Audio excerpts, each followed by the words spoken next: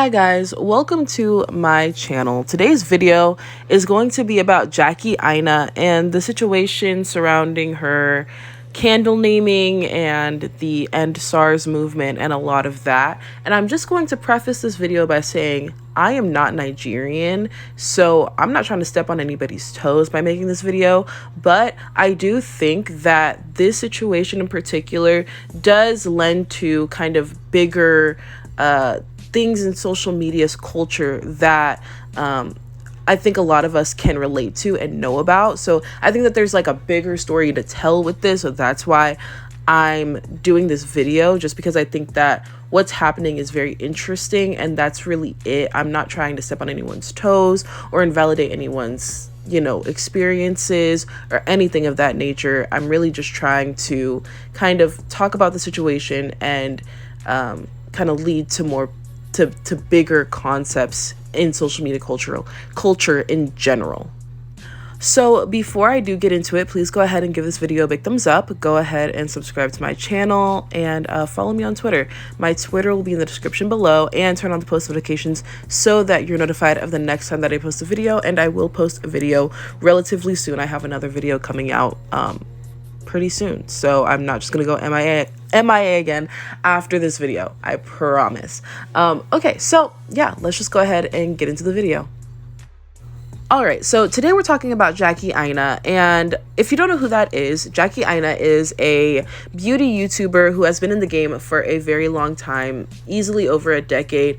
In my opinion, I would say that she is the most popular Black beauty YouTuber. I think that she honestly has been the standard for Black beauty YouTube since forever, and just Black beauty in general. Jeffree kind of runs it. She's kind of the top dog as far as that goes.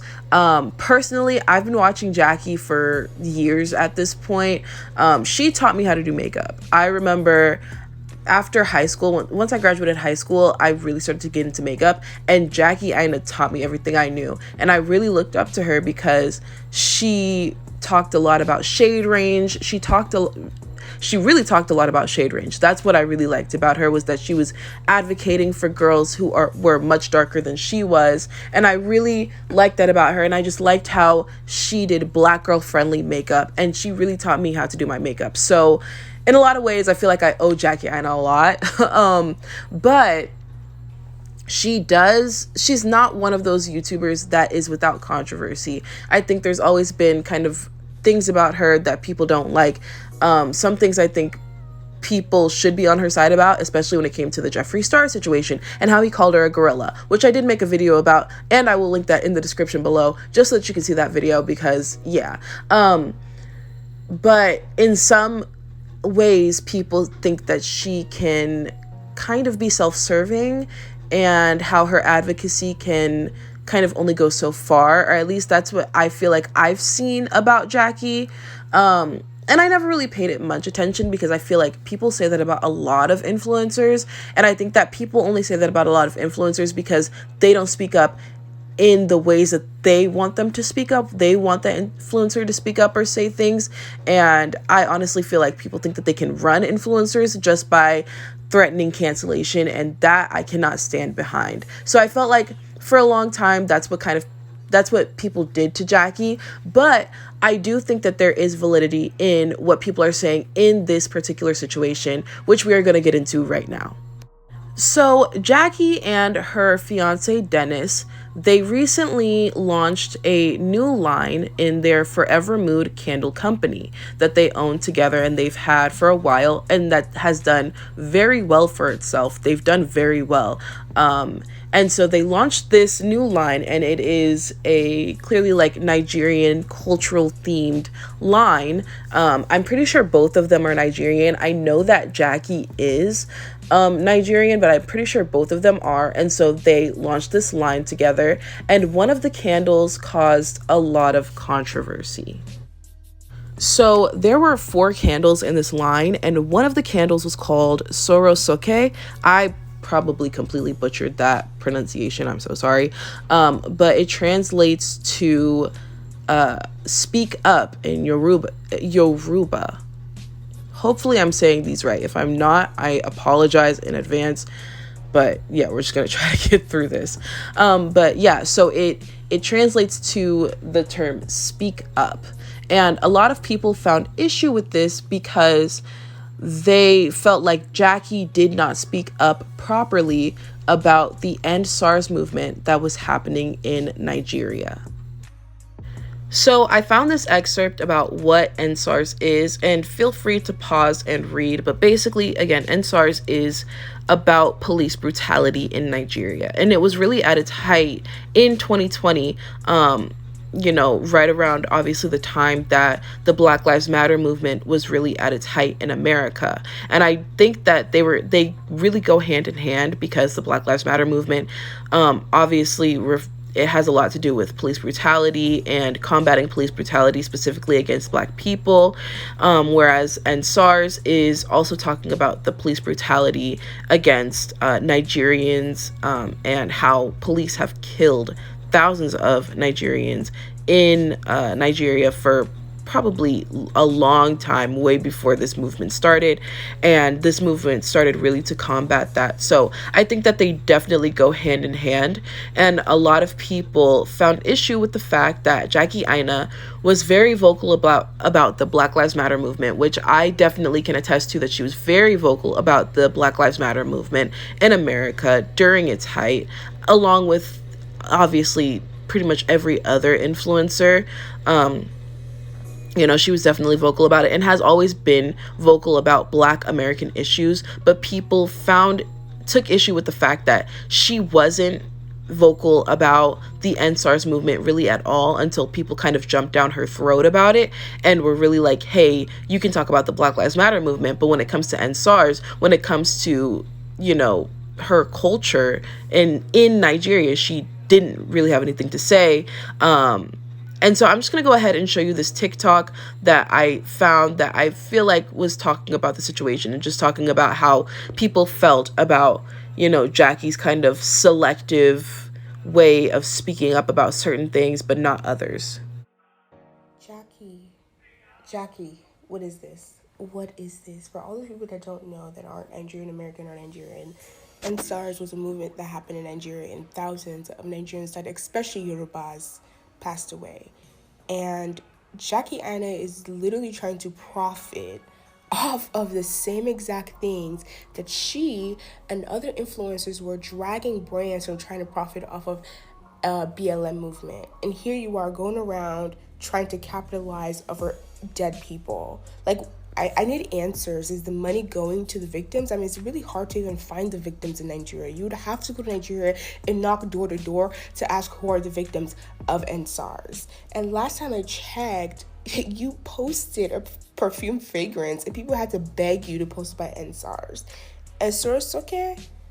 Like, please, Jackie, I need answers. I need answers. Now, just so that we are clear, Jackie did in fact post about End SARS. This screenshot was taken from the Shade Room talking about the controversy with Jackie, because it got so big that her name was third trending on Twitter when I really saw what people were talking about as far as the controversy with this. So it was a pretty big controversy. So the Shade Room did post about it, and they did post that she did talk about it in 2020 on Twitter. She also talked about it on Instagram, and she posted this. She posted kind of a carousel of photos, and then she also posted this caption, which I'm going to show you right now.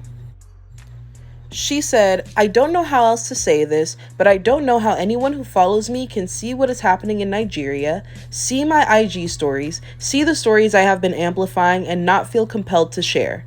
Nigerians are literally fighting for their lives. Initially, what started with peaceful protests to end police brutality in Nigeria has ignited much larger conversations and much more. Nigeria needs help and has needed help for a long time. No more people should have to die for basic human rights. It makes me sick that the government in Nigeria would much rather inconvenience an entire country and push back on the demands instead of doing the right thing. Nigerians deserve a better Nigeria, point blank, period. There is just a lot more that I can't convey on this post, but if you remember anything, remember that Black Lives Matter all the time. Nigerian lives matter too. And when we say Black lives, we most certainly do not and will not exclude the LGBTQ community from this conversation, no matter how much the nation may try to. So, after all of this controversy started to come up and people were really upset about the naming of this candle, Jackie and Forever Mood put out a statement and apologized for the candle naming and everything like that. So, I'm going to go ahead and read that. They said, "Hello, everyone. As the brand owner of Forever Mood, I understand our decision has severely hurt members of my Nigerian community with the naming of the candle Soros. We missed the mark on this and it will never happen again. Empowerment and respect is the ethos of Forever, and that was unfortunately not properly conveyed in the naming of the candle. We accept full responsibility and I recognize the gravity of this error. To that effect, this candle will be pulled from the market and production immediately. I apologize for the hurt this has caused and I thank you for holding us accountable." All right, so now that we have all that info out of the way, I obviously have a few thoughts. Number one, the candle naming was very tone deaf. I really don't know how she thought of that name. I feel like there's so much that you could name the candle, like even names that are more culturally specific than like Speak Up, like I don't know who thought of that, but it was very tone deaf. It almost feels in a way mocking a little bit. I mean, I don't think that she went in thinking, yay, I'm going to make a bunch of people upset. Obviously she went in thinking, okay, I want to sell a candle. I have a theme. Let's do something within that theme. Let's use, Yoruba words and let's I don't think that she went into it thinking I want to make everybody upset. But I also think that how was it that tone deaf? I don't get that, because I mean, when I saw the translation for I don't know how she named the candle, remembering how much backlash she was getting on social media, because I do kind of remember, vaguely kind of remember people talking about the SLURS movement and people kind of pressuring Jackie to talk about it as well.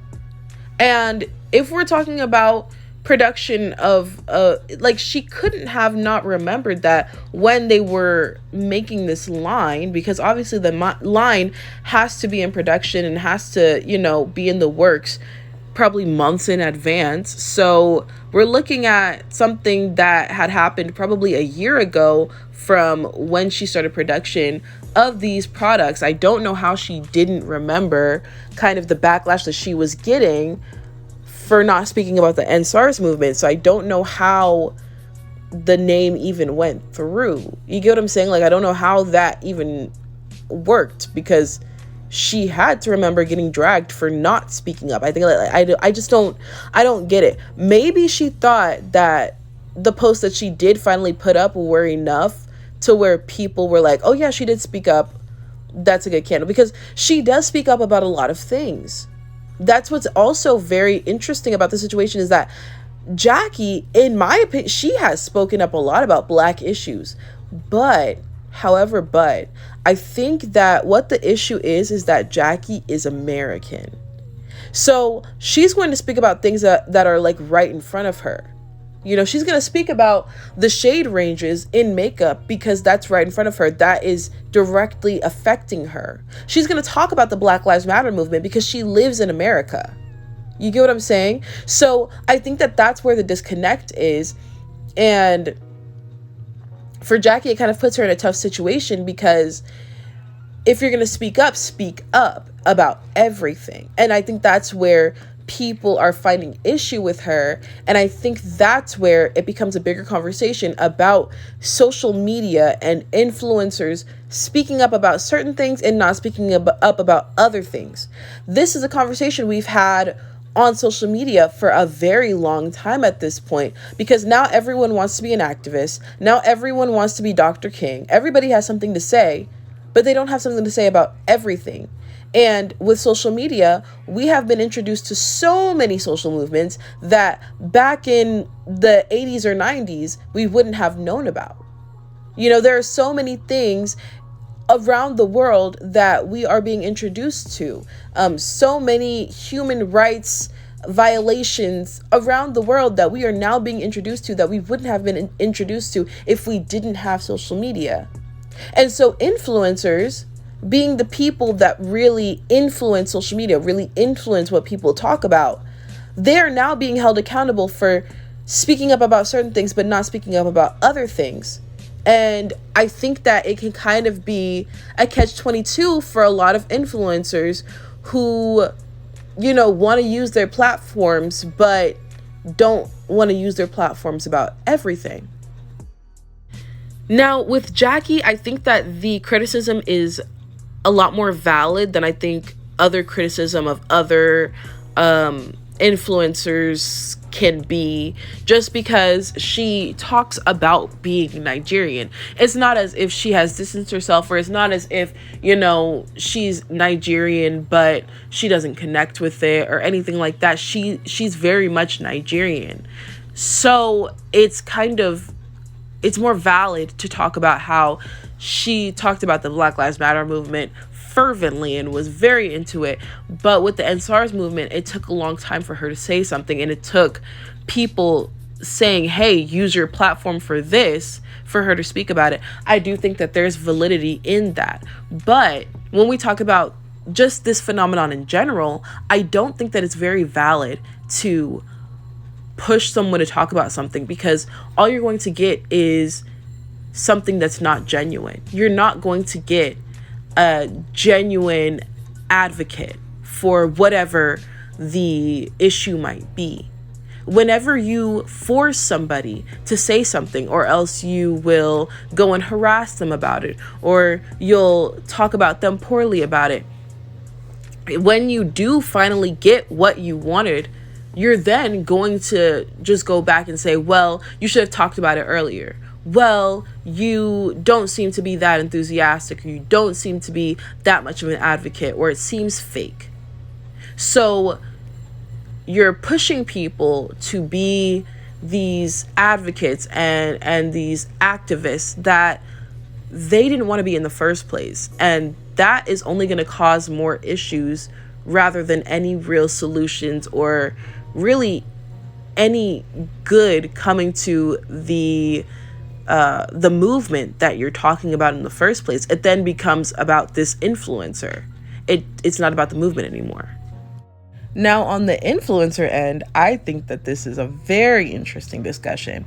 I think that influencers now have put themselves in the situation to be in the catch-22. I think that, you know, the supporters, the fans, they are a little bit, they can be delusional, not in this situation, but just in general. When you pressure someone to talk about things and then you get mad at them for not talking about it in a timely fashion and being fake about it, that is delusional, okay? Because they didn't want to talk about it in the first place, and now you're forcing these people to do things that now are disingenuous, and it's a big mess. But when it comes to influencers, they are the ones who kind of make themselves activists in the first place. When you have influencers who go so hard about one topic and are, you know, acting like Dr. King, right? And then they don't say anything about a different topic that in a lot of ways is similar as far as human rights and things like that. It's like, where do you stand, you know? And I find it funny. I kind of find it funny that these people, they try to act so self-righteous. They try to act as if they're such amazing people, and they only advocate for what's right, and they only do what's right, and they're, you know, super whatever the case may be. But then when it comes to these situations, they don't talk about it. They don't want to talk about it. It's like where do you stand? You know, where do you stand, and why won't you speak about everything?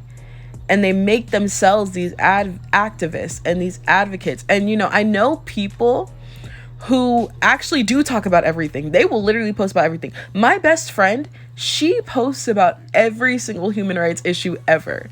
And it's a credit to her, because she really means what she says. She's really about this life. She really cares about a lot of these situations. But a lot of these influencers just want to make you believe that. And maybe it's because of their brand. Maybe it's because they do believe in certain things that they talk about, but other things they just don't want to talk about it because they don't actually care.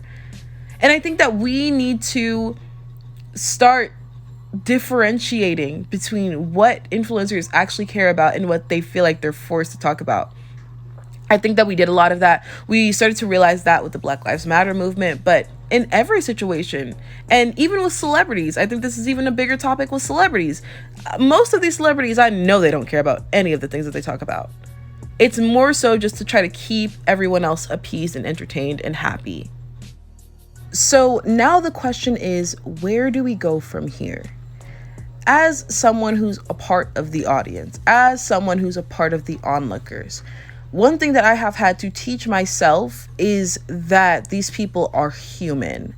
They are not just activists. They are not just, you know, people who need to use their platforms for X, Y, and Z. They are, at the end of the day, people with opinions. And what some people need to realize is maybe they don't feel the same way about the situation that you might feel. Just because Jackie Aina might talk about Black Lives Matter in the same way that you feel about Black Lives Matter doesn't necessarily mean that she feels the same way about SLURS in the way that she should, because they go hand in hand. But maybe she didn't. Maybe she doesn't. I don't think that Jackie supports SLURS. I think that, you know, she definitely does support the SLURS movement, but I just think that she's American. So when you're more Americanized than you are, you know, Nigerian or whatever the case may be, you might not speak about things like, I'm Samoan. There might be a lot of things in Samoa that's happening. I just don't know. I mean, I doubt that she didn't know, because I even knew about SLURS, so I feel like she obviously had to know. But there's a lot of things that happen in, you know, my home country that I don't know about, that I'm not going to talk about, or that don't really affect me. So therefore, you know what I'm saying? And I think that, I don't think it's selfish. I just think that it's just kind of is what it is. Not everyone is made to be an activist. Not everyone is made to be that. However, so I think that on the audience side, we have to realize that people are not obligated to say anything about anything. They just are obligated to be good people themselves. That they are obligated to, you know, not partake in the things that, you know, are bad, or, you know, that type of thing. That's what they're obligated to do. They're not obligated to talk really about anything. You know, they're just not. However, on the influencer side, they really have to, I think now, scale it back. Because a lot of these people are not actual activists. They're not actual social justice warriors. They were never social justice warriors. They were just giving into the pressure of their audience. And what they need to realize is that you cannot just give into all of the pressure from your audience, because in the long run, that can actually hurt you more than help you. That's all it really can do, because if you don't believe in something, then you're not going to speak about it in a way that people are going to be satisfied with. And I think that that's where a lot of influencers have an issue, and then they end up in these types of situations.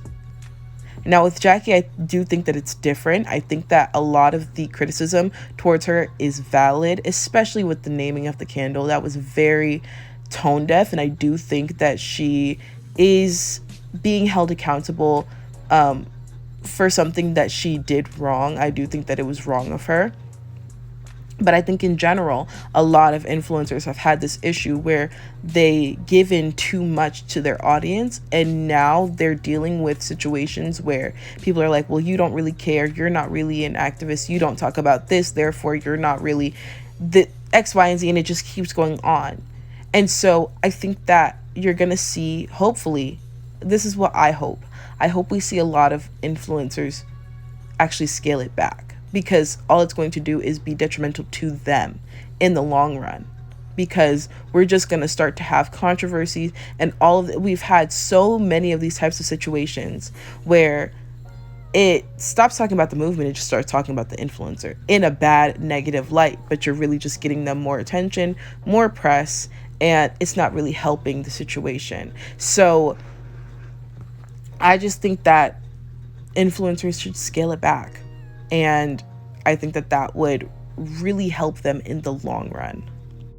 So that is it for me. Please enjoy this picture of Keith Powers as I close out. But those are my thoughts. I hope people don't take anything that I said the wrong way.